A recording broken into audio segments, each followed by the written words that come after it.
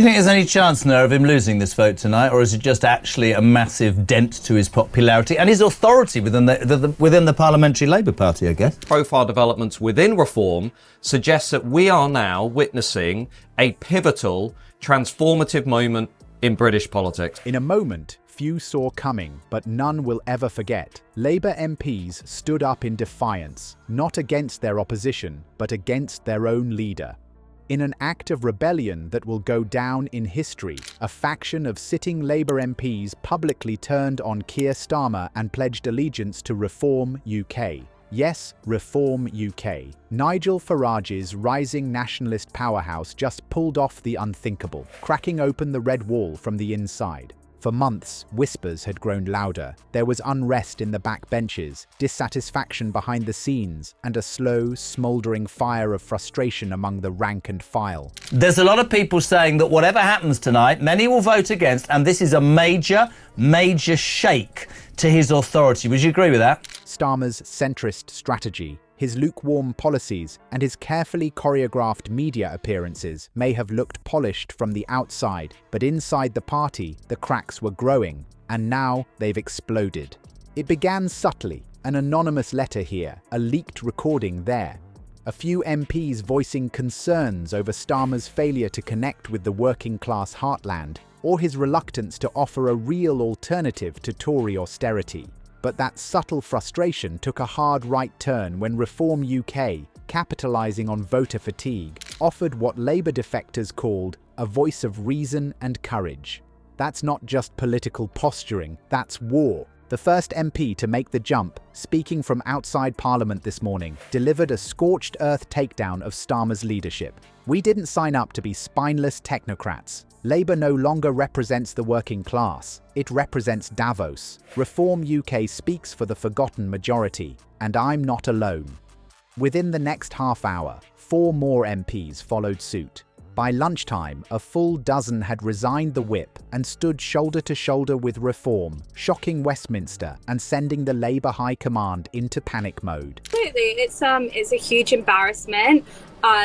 It shows that Sir Keir Starmer doesn't have control of all these backbenchers. And let's be clear, this isn't just a PR disaster. This is an existential threat. For decades, Labour relied on loyalty. Dissent was handled behind closed doors. But this was open rebellion. Live on air, with TV cameras rolling, red turned blue. Or rather, red turned Reform pink and navy. They accused Starmer of being more interested in corporate donors than union voices, of silencing internal debate, of running a party that, in their words, feels more like a consultancy firm than a political movement. The reaction was immediate and brutal. Labour officials scrambled to contain the chaos, rushing out a pre-written statement condemning the defectors as disruptive elements who no longer share the values of the party.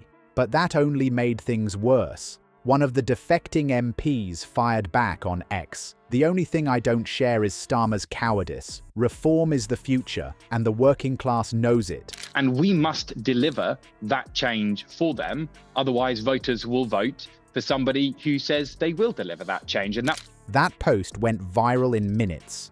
Soon, Reform UK's social media accounts lit up with triumph. Nigel Farage, never one to miss a spotlight, posted a grinning photo captioned, "They called us outsiders. Now we're inside the fortress." It didn't take long for commentators to declare it. This was a bloodless coup. Not from the Tories, not from Lib Dems, but from Reform UK, ripping the guts out of Labour's voter base one seat at a time. Profile developments within reform suggests that we are now witnessing a pivotal, transformative moment in British politics. And while Starmer huddled with aides behind closed doors, trying to avoid a full-on mutiny, voters began reacting in real time. Working-class areas, once painted solid Labour red, lit up with new energy. Constituency Facebook groups exploded with support for the rebel MPs. Finally, someone's listening, one voter wrote. "I voted Labour my whole life, but they don't speak for me anymore. Reform does." Make no mistake, this wasn't just a handful of fringe defectors. These were sitting MPs in key battleground seats, many of whom had decades of loyal service. and their words stung with truth. That Labour had become disconnected, sanitised, and afraid of its own base. Starmer's project to modernise Labour was supposed to bring electability. Instead, it has brought revolt. Even inside the Labour Party, the damage was obvious. Young members expressed confusion and betrayal. Several local constituency branches began pushing motions of no confidence in Starmer within hours. Senior party officials attempted to project calm, calling the moment unfortunate but isolated, but it wasn't.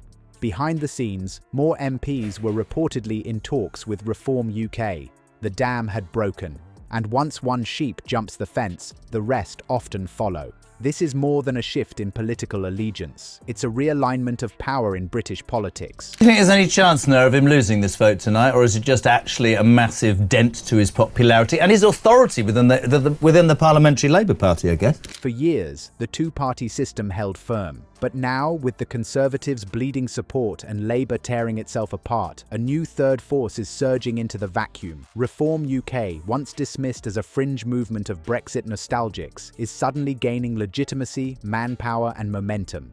To Labour, former Labour voters in 2024 who have now switching to Reform and elsewhere, to your own elected candidates and politicians. And Nigel Farage, he looks like a man who planned this all along. Strategically, the timing couldn't be more perfect.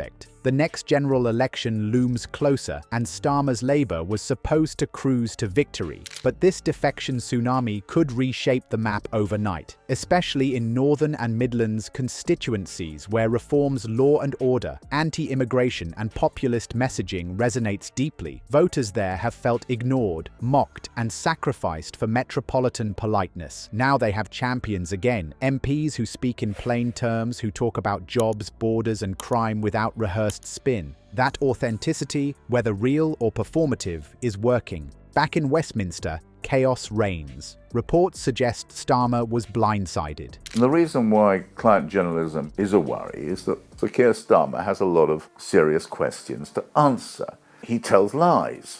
His team believed any internal rebellion had been neutralised months ago, but clearly they underestimated how deep the dissatisfaction ran. Some analysts believe these defectors were strategically groomed by Reform operatives over many months, slowly drawn away from Labour with offers of influence, media backing, and a sense of mission. Whether true or not, it's working, and Starmer is now playing defence in a war he didn't prepare for. The Conservative Party, meanwhile, is in a bizarre position, watching their opposition implode while struggling with their own collapsing base. Some Tories are reportedly panicking behind the scenes, afraid that Reform is becoming not just a thorn in Labour's side, but a viable replacement to both major parties. If Reform can peel off votes from both red and blue bases, they could force a hung parliament or worse, a national populist wave not seen since Brexit. Much the same thing has happened with Keir Starmer this time. His brutal authoritarianism, well documented by the way.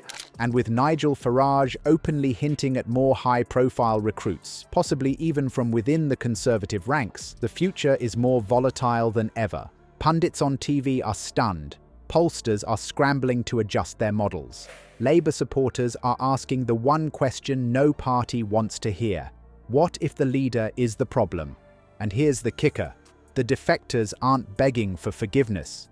They're not ashamed. They're triumphant. Speaking at a joint press event held outside Manchester, one Rebel MP said, "We're not the traitors, we're the survivors. Labour left us, Reform found us." That line will echo through the election campaign like a thunderclap. Meanwhile, Starmer has little time to mount a response. Already, some within Labour's shadow cabinet are calling for emergency unity meetings. Others are distancing themselves, hoping the blood doesn't splash on their suits. But voters don't care about optics. They care about conviction, and today, it's Reform UK, not Labour, that looks like it believes in something. This could snowball fast. If even 5 more MPs defect in the coming days, Starmer's authority could be permanently damaged, his leadership could be challenged, his grip on the party loosened. And with Reform threatening to become the new voice of the disaffected, this is no longer a political drama, it's a transformation. There's no going back. No spin strategy will undo what's just happened, and no amount of elite hand-wringing can stop the fact that a populist rebellion has now officially breached the gates of Britain's oldest opposition party. 1 minute ago, the news broke. Tomorrow, the system could break with it.